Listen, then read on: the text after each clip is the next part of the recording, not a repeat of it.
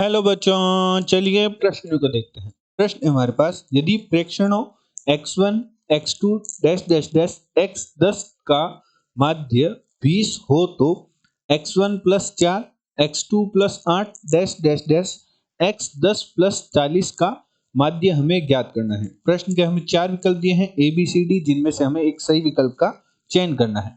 चलिए सर्वप्रथम हम प्रश्न के लिए मुख्य अवधारणा देखते हैं। तो हमारे प्रश्न के लिए मुख्य अवधारणा होगी कि यदि हमारे पास कुछ प्रेक्षण दे रखे हो तो हम माध्य किस प्रकार ज्ञात करते हैं। तो हमारे पास माध्य का सूत्र होता है, माध्य बराबर हमारे पास होता है पदों का योग या प्रेक्षणों का योग, प्रेक्षणों का योग या पदों का योग, पदों का योग भी कह सकते हैं या प्रेक्षणों का योग भी कह सकते हैं, बटा प्रेक्षणों की संख्या, प्रेक्षणों की संख्या।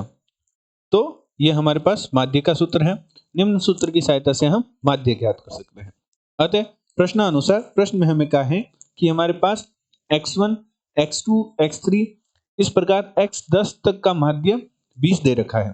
तो हम प्रश्नानुसार लिख सकते हैं कि x1 plus x2 plus x3 plus dash dash dash, इस प्रकार जो हमारे x10 प्रेक्षण हैं बटा पदों की संख्या हमारे पास होगी 10 बराबर हमें दे रखा है 20। इसे हम समीकरण 1 नाम दे देते हैं।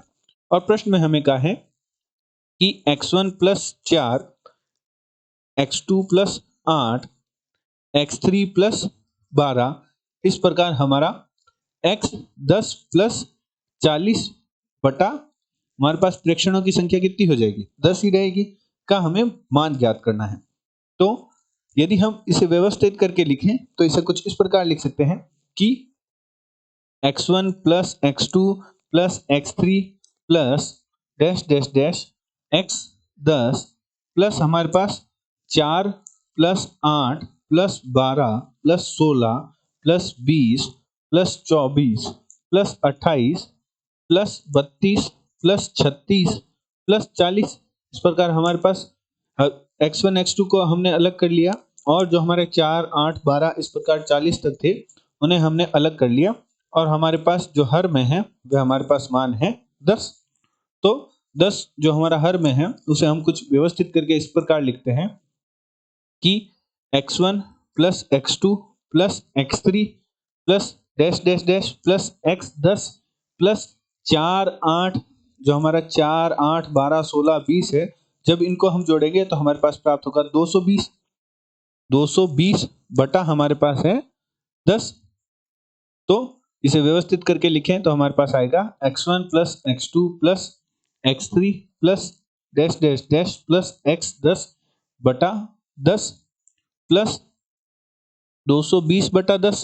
तो चूंकि समीकरण 1 से हमारे पास मान है, समीकरण 1 से मान रख देते हैं, मान रखने पर तो हमारे पास समीकरण 1 से हमारे पास जो प्रथम पद है उसका मान है, जो कि हमारे पास है x1 plus x2 plus x3 dash dash dash x10 का मान, x10 बटा 10 का मान हमें 20 दे रखा है।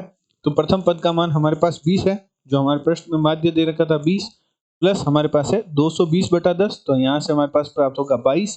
तो हमारे पास जो माध्य प्राप्त होगा वह प्राप्त होगा 42। तो चलिए प्रश्न के विकल्प देखते हैं। तो हमारे प्रश्न में जो डी विकल्प है वह प्रश्न का सही उत्तर है। आशा करते हैं आपको प्रश्न का समझ आया होगा। धन्यवाद।